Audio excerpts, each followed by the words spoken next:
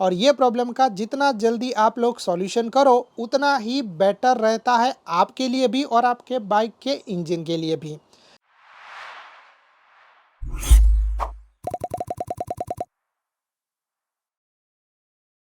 नमस्ते दोस्तों and welcome to our channel. कैसे हो आप लोग? बाइक के इंजन से इंजन ऑयल का लीक होना या तो ये हो सकता है कि नॉर्मल चीज़ हो सकता है, या तो ये चीज़ हो सकता है कि बहुत ही प्रॉब्लमेटिक चीज़ हो सकता है। और अगर आप लोगों के बाइक से भी इंजन ऑयल लीक हो रहा है तो ये वीडियो आप लोगों के लिए बहुत ही ज़्यादा यूज़फुल रहेगा, क्योंकि ये प्रॉब्लम छोटी सी नहीं है, ये प्रॉब्लम बहुत बड़ी है। और अगर आप लोगों ने सही तरीके से इसका ध्यान नहीं रखा तो मे बी फ्यूचर में जाने के बाद आप लोगों को और भी ज़्यादा प्रॉब्लम हो सकती है या फिर बहुत ही बड़ी प्रॉब्लम भी हो सकती है। यानी कि आपके बाइक का इंजन का सीज़ हो जाना। एक बार जब आपकी बाइक का इंजन सीज़ हो जाता है तो उसके बाद वो इंजन कुछ काम का नहीं रहता है और आप लोगों को नई बाइक परचेस करनी पड़ सकती है। इसीलिए ये जो प्रॉब्लम है वो बहुत ही बड़ी है और ये प्रॉब्लम का जितना जल्दी आप लोग सॉल्यूशन करो उतना ही बेटर रहता है आपके लिए भी और आपके बाइक के इंजन के लिए भी। तो इस वीडियो में मैं आप लोगों को कुछ ऐसी टोटल 5 टिप्स शेयर करने वाला हूँ जो आप लोगों को हेल्प करेगी अगर आप लोगों के बाइक के इंजन से इंजन ऑयल लीक हो रहा है तो सबसे पहले हम लोग यहाँ पर बात करते हैं कि ऐसा क्यों होता है, कि आपका जो बाइक है उसके इंजन से इंजन ऑयल क्यों लीक होता है। तो उसका मैं आप लोगों को एक छोटा सा एग्जांपल दे दूं कि जब बाइक का इंजन बनाया जाता है तो उसको 2 या फिर 3 पार्ट्स के अंदर बनाया जाता है।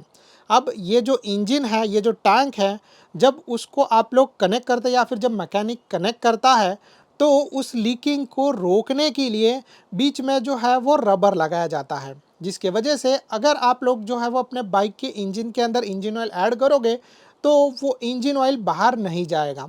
बट क्या है ना कि कभी कभी जब आप लोग जो है वो बाइक ज़्यादा टाइम तक चलाते हो, ज़्यादा करके ये प्रॉब्लम आता है गर्मी के टाइम पर।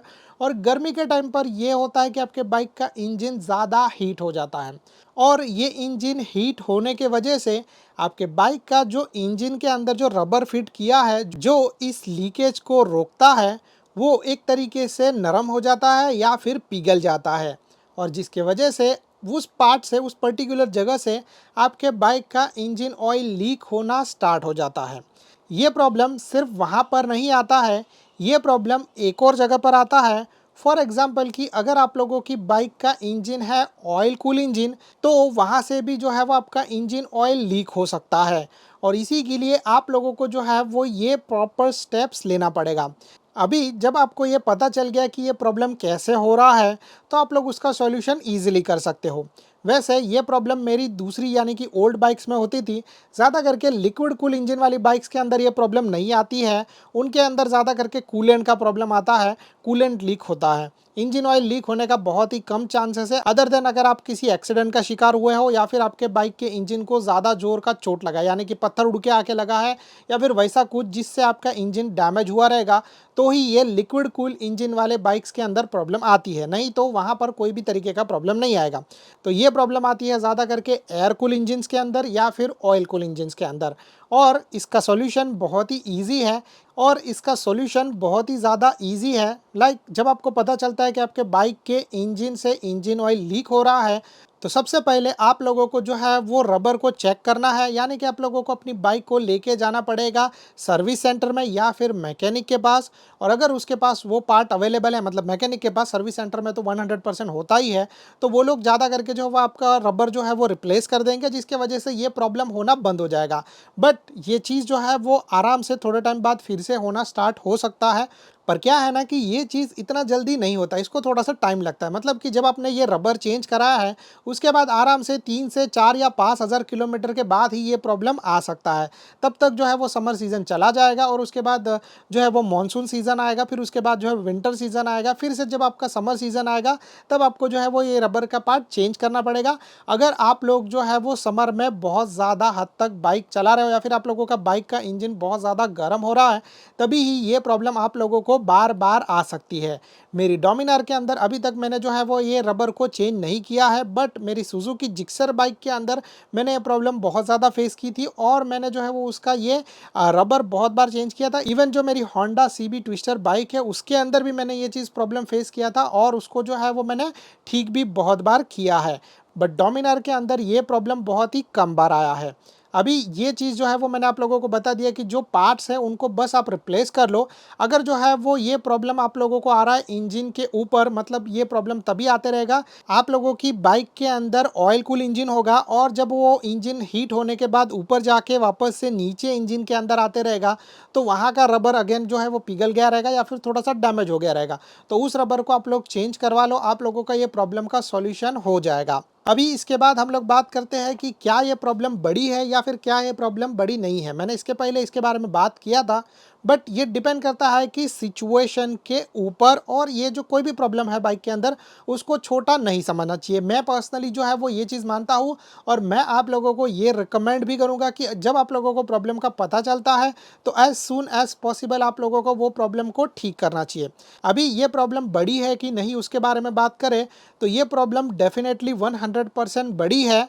मतलब कि शुरू में आप लोगों को इतना ज़्यादा प्रॉब्लम नहीं आएगा, बट फ्यूचर में आप लोगों को जो है वो इसमें बहुत ही बड़ा प्रॉब्लम आ सकता है। और ये कैसे हो सकता है इसके बारे में हम लोग थोड़ा डिटेल में बात करें तो सबसे पहले तो मैं आप लोगों को बताऊं कि जैसे आप लोगों के बाइक का इंजन गर्म होता है, रबर पिघलता है, इंजन ऑयल लीक होना स्टार्ट होता है। तो इंजन ऑयल लीक होना स्टार्ट होता है, इंजन ऑयल का जो है वो बहुत ही इंपॉर्टेंट काम होता है आपके बाइक के इंजन के अंदर कि आपके बाइक के इंजन को ठंडा रखना पड़ता है, जिसकी वजह से जो है वो आप लोगों का बाइक का इंजन ज़्यादा समय तक आराम से चले।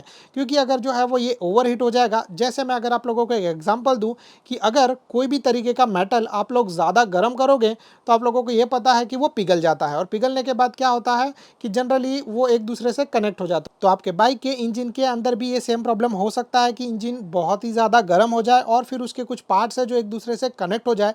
इस चीज़ को बोला जाता है इंजन सीजिंग, और ये नहीं होने के लिए जो है वो इंजन ऑयल आपके बाइक के अंदर ऐड किया जाता है। और क्या होता है ना कि जब ये इंजन ऑयल का लेवल जो है वो कम होना स्टार्ट होता है तब ये इंजन का हीट होना बहुत ही ज़्यादा जल्दी चालू हो जाता है और उसी के वजह से आप लोगों के बाइक का इंजन भी सीज हो सकता है। बट ये चीज़ जो है वो इतना जल्दी नहीं होता है, ये डिपेंड करता है कि आपके बाइक के इंजन से कितना जल्दी इंजन लीक हो रहा है, कितना ज़्यादा इंजन ऑयल जो है वो लीक हो रहा है। तो आप लोगों को जो है वो इस बारे में थोड़ा सा ध्यान रखना है। और इसी में मैं आप लोगों को एक और टिप दूंगा कि आप लोगों को जो है वो आप लोगों के बाइक के इंजन के अंदर इंजन ऑयल टॉप अप करते रहना। ये बहुत ही ज़्यादा इंपॉर्टेंट है। मतलब कि जब मैं बाइक चलाता हूँ तो मैं ऑलवेज अपने बाइक के इंजन के अंदर इंजन ऑयल टॉप करता हूँ, चाहे ये 2 महीने के अंदर हो या चाहे ये 3 महीने के अंदर हो। जनरली जो है वो मैं 2-3 महीने के बाद इंजन ऑयल पूरा का पूरा निकाल के नया इंजन ऑयल ही डाल देता हूँ, जिससे ये होता है कि जब आप बाइक चलाते रहोगे तो आप लोगों के बाइक का इंजन ज़्यादा स्मूथ रहता है और जो भी कचरा रहेगा वो ईजिली निकल जाता है। अब लास्ट चीज़ का बात करें कि क्या ये प्रॉब्लम जो है वो सब बाइक्स में होती है, तो जैसे इसके पहले मैंने आप लोगों को बताया कि ये प्रॉब्लम जो है वो ज़्यादा करके specifically air cool engine and oil cool engine वाली बाइक्स के अंदर होता है। अगर आप लोगों की बाइक लिक्विड कूल इंजन वाली है तो उसके अंदर ये प्रॉब्लम नहीं होता है। So guys that's it from my side. अगर आप लोगों को ये वीडियो पसंद आया रहेगा तो please do like and subscribe to our channel. अगर आप लोगों को जो है वो किसी भी चीज़ से रिगार्डिंग कोई भी तरीके का डाउट है तो आप लोग नीचे कमेंट कर सकते हो। Thank you so much guys for watching, bye bye and good luck.